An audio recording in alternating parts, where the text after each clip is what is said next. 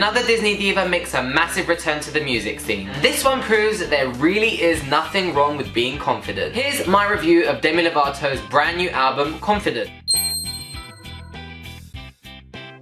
So Confident was released today, October 16th, here in the UK via Safe House, Hollywood and Island Records. It is Demi Lovato's 5th studio album. It has producers such as John Carlson and Max Martin on it, and it has been described as a pop rock album. Let's dive in a little bit, shall we, and let's review Confident. So the album cover for Confident right here is literally one of the best album covers that I've seen in a long time. Demi's not naked, she's not trying too hard, she just looks absolutely incredible. Demi's one that suffered from a lot of body complex issues, and I think she's just blown all of that out of the water. She looks sleek, she looks curvy, she looks sexy, she's like all water slick back doing a gorgeous pose.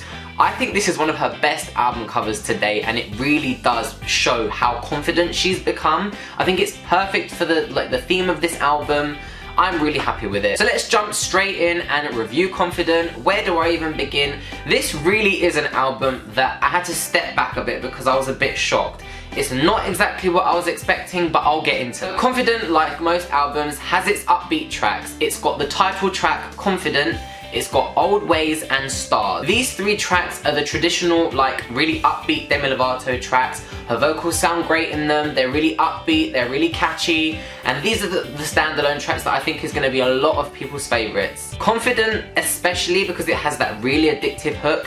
It's one of those tracks that has a really good, powerful message to it, and when you listen to it, it really does make you feel confident. It makes you feel empowered, it's upbeat, and you just can't help moving to it. But then the album as a whole really is a massive mixture of things. Like, I'm not quite sure what sounds she's trying to go with this album. When I first heard the first single, Call for the Summer, I was massively excited because Call for the Summer is that one standalone track in the album that's really upbeat, edgy. Her vocals are amazing in it. It's so different for her. It just had that power, that oomph to it that she really needed. And I was like, okay, this is gonna set up for a really amazing album. But when I heard it, I'm not quite sure the direction that it's going in. Just 2 tracks on there, Waiting for You and Yes, which are very R&B inspired.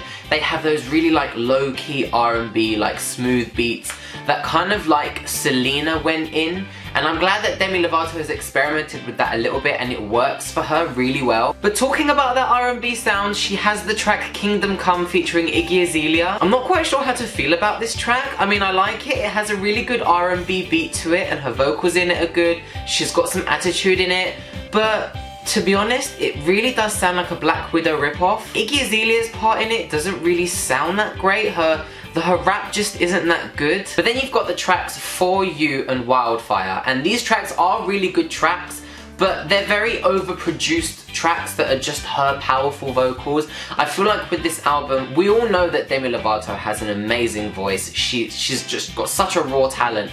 But I feel like these 2, there's a few tracks, especially these 2, that she's just throwing her voice around.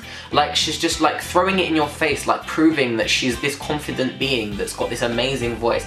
And where we already know this, these are just like those overproduced, like overbeated tracks where she just belts out. And as amazing as these tracks are, I kind of feel like you kind of get bored of that. But on the subject of her vocals, she's got 2 really standalone tracks for her vocals, and that is Stone Cold and Lionheart.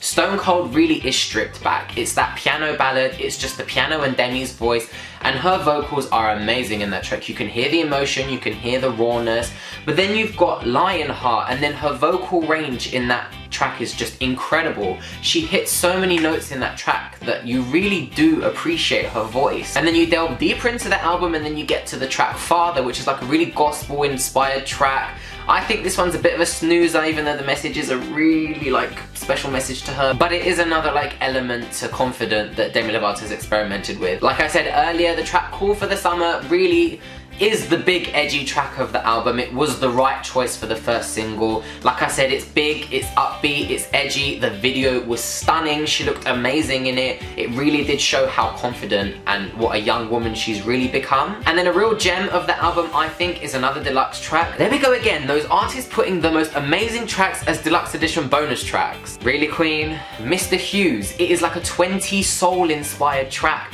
and it is incredible. It's got such attitude to it because it's about, I'm guessing, a lover that she had before that like strung her along and didn't want her, and now she's famous, now wants her. You can hear the attitude. It's got that really amazing soul 20s like vibe to it. I think that's obviously a big standalone track for me. As a whole, the album Confident doesn't really have like one standalone sound that she's going for. Like I said, I'm not sure the direction that she was going in with this album, but I do enjoy this album. Admittedly, I did have to listen to it a few times before I did start to appreciate it a lot more. I think my issue was that because Call for the Summer was so edgy and so different for Demi, I do think I did expect so many more tracks to be a lot more like edgy and punchy like Call for the Summer was, and because I didn't get that, I was a bit taken aback. But listening to this album as a whole, it is really, really good. I am really pleased with it. And the message of the album is really good. I mean, most of the tracks are about being confident, being comfortable with who you are, like putting the finger up to the haters, like forgetting all the past loves that did you wrong. It is all about self-empowerment, and I think for Demi, because she spent so long focusing on like her story with bulimia and being bullied and stuff in her previous albums, I think this is a nice step up for her. She's really matured, she looks incredible, she's comfortable in her body,